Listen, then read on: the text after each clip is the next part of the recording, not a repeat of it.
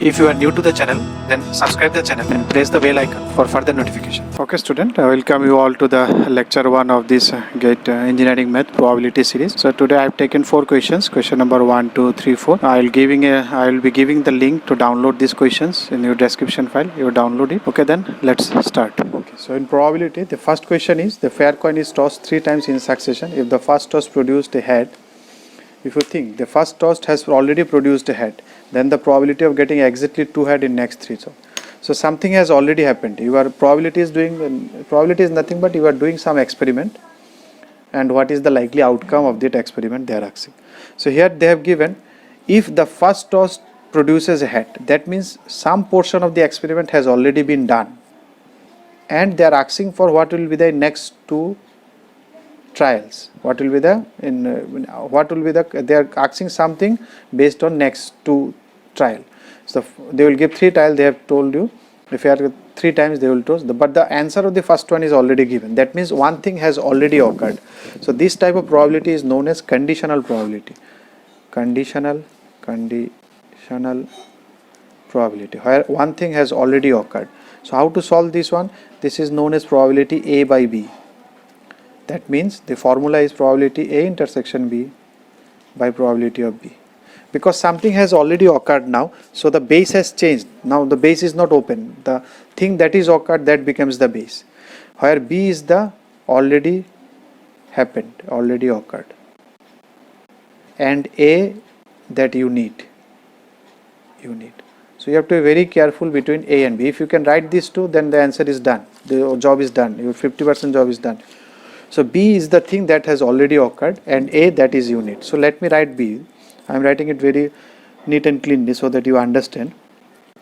So what is B? B, the first toss produce head. A head. What is my A? Exactly 2 head in 3 toss. Exactly 2 head in 3 toss. Okay. Now let us solve it. So what is the probability of first toss to produce a head? If you are tossing it one time, what is the probability of getting it head? 1 by 2. First toss produces head. That means you are tossing first time and you want head. What is the probability? Half. So the lower is half. There is no issue. Exactly 2 head in. Now what is the condition of A intersection B?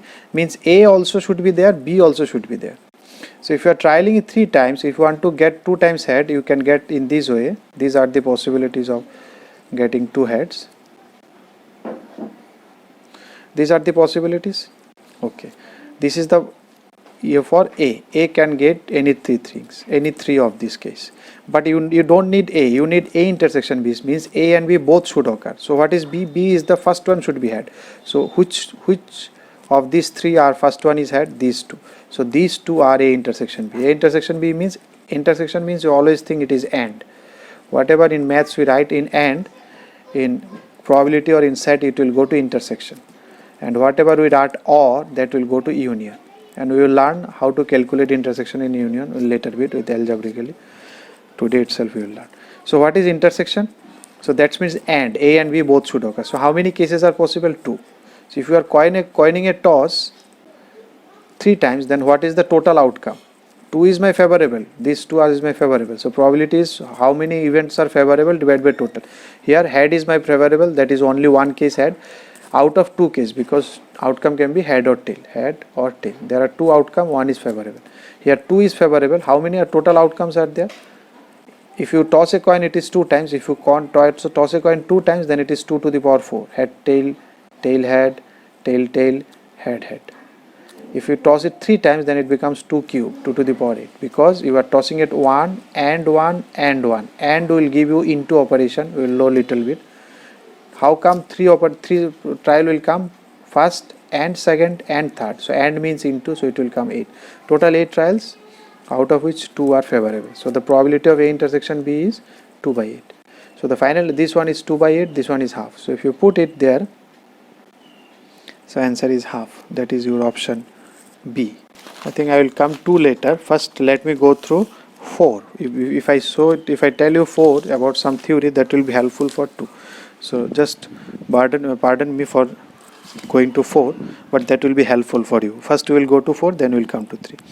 For P and Q are two random events, then the following is true. Independence of these two means this. Now you think there are two different what you will always heard: independent event and mutually exclusive event. Mutually exclusive event. So these two are very common. In event means one outcome. Event means if you are doing experiment, every outcome becomes one event. Independent means this event should not be dependent on one another. That means independent is you are going for 2-3 times trial or 2-3 different experiment, where the first one is not dependent on second. 1 second. Suppose you are tossing a coin. So the second trial will not depend what came in the first trial. Suppose first trial it is head, so second trial it will not depend whether, it will not check first one is head or tail, because it will come on its own. So every trial is an independent event. So if A and B are independent, then there is a theorem: probability A intersection B is equal to probability A into probability B. Always remember this one. That's why for 3 different trial it was 2 into 2 into 2. Then in the last one I told you, because AND will give you intersection, and if it is independent, then that intersection will become into. AND will directly mean you intersection, and if it is independent, then that intersection will give you into. Because every trial was independent, you are tossing coins, so 2 to 2 it became 3 times. Mutually exclusive means the two events, two outcomes which don't come together. Outcomes that don't come together. Outcomes don't come together. They cannot come together. Suppose A and B, they are mutually exclusive. So A intersection B in that case will be 0, because they cannot come together at a time. Suppose a coin, tossing coin, head and tail. Suppose you are tossing a coin one time and you need head tail in that single trial, it will never come. So probability of head intersection tail, both if you want to add in a single trial, that will be 0.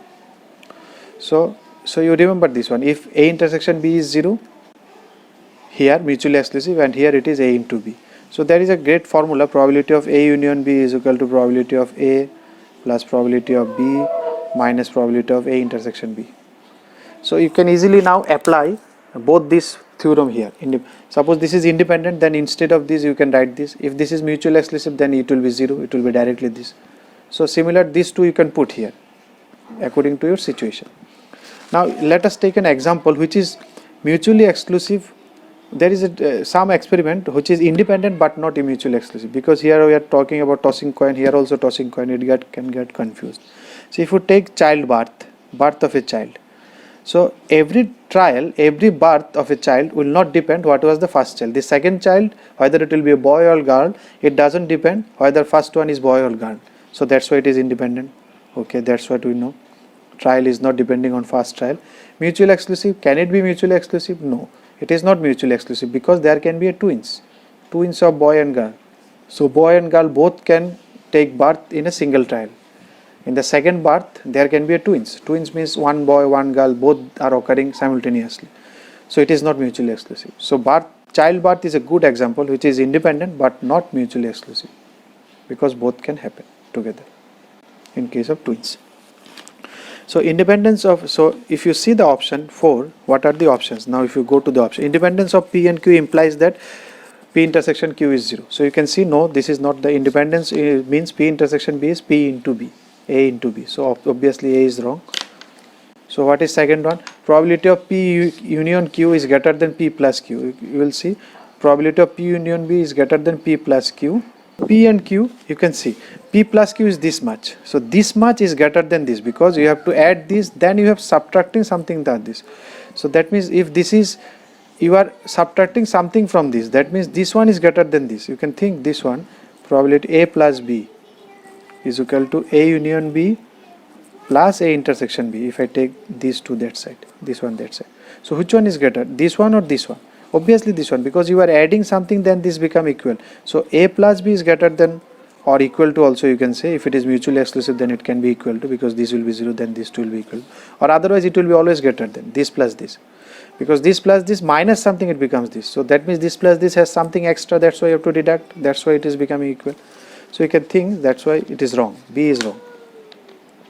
So see, if P and Q are mutually exclusive, then they must be independent. You have seen there is a case where if it is mutually exclusive, it is not independent, that's like birth of a child. So C also cannot be correct. So D, the probability of P intersection Q is less than equal to probability of P. Now that here you can see probability of P intersection Q. Suppose P intersection Q is, what can be, it is P into Q, it can be, because if it is independent.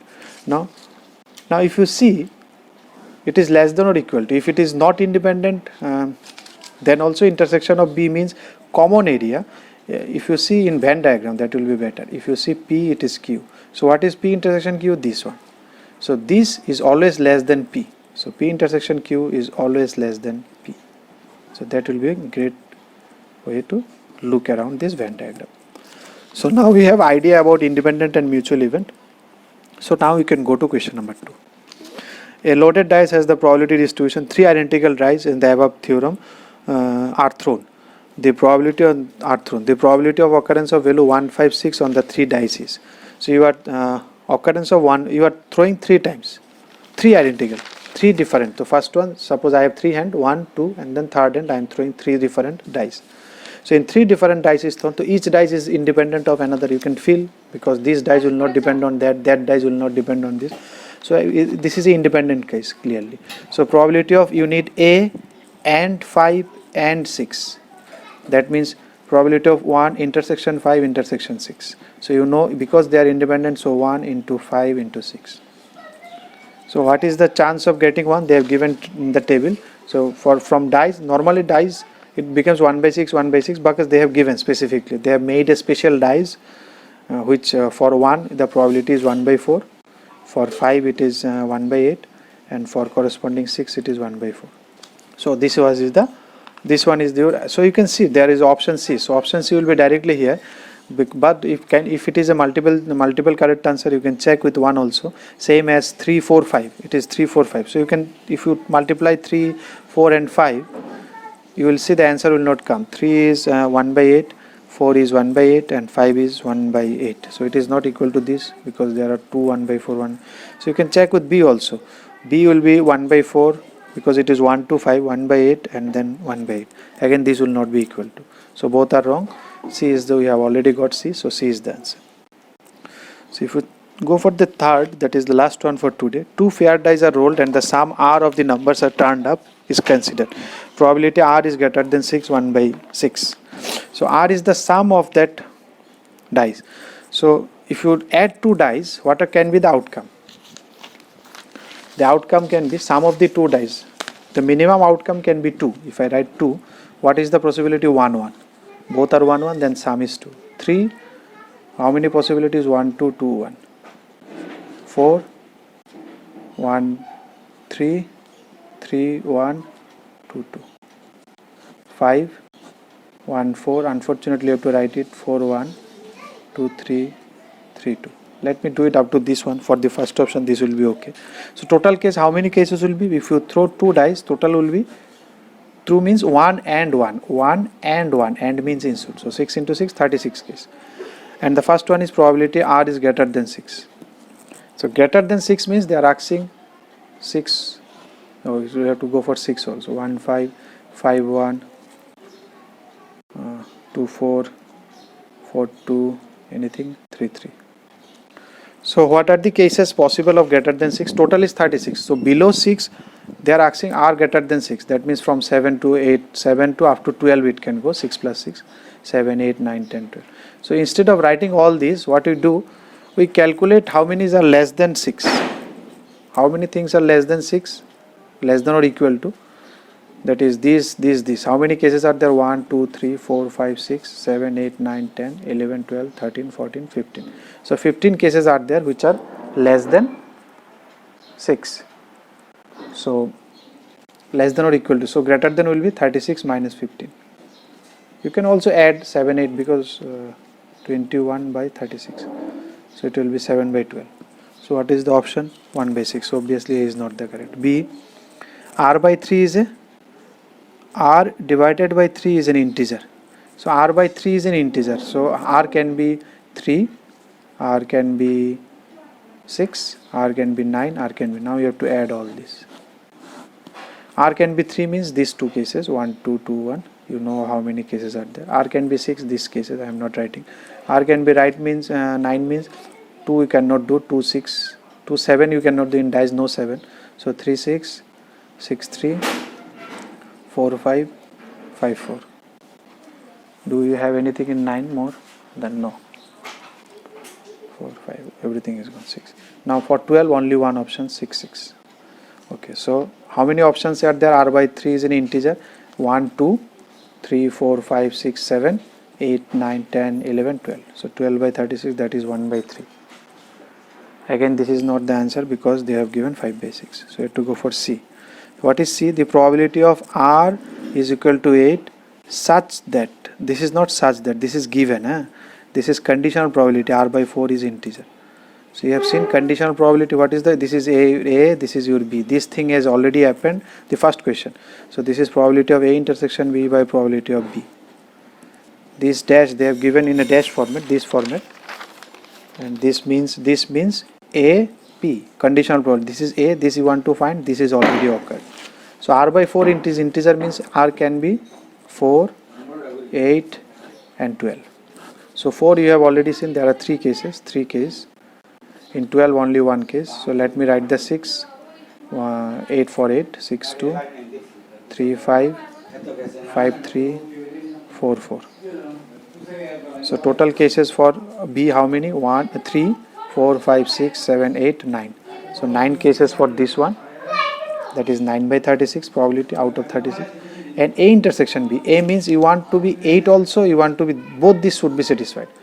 R by 4 should be integer also and R should be 8. That means this case. If you see this case, it is R equal to 8 and it is also a R by 4 is an integer. So how many cases are there? 1, 2, 3, 4, 5. 5 by 36. So answer is 5 by 9. So I think this is the answer, correct, C. You can check similarly D also. So this is conditional probability, this one. That is A by B. You always remember this is a good one. A by B is A intersection B by B. That is one thing has already occurred and you want to find probability of other thing.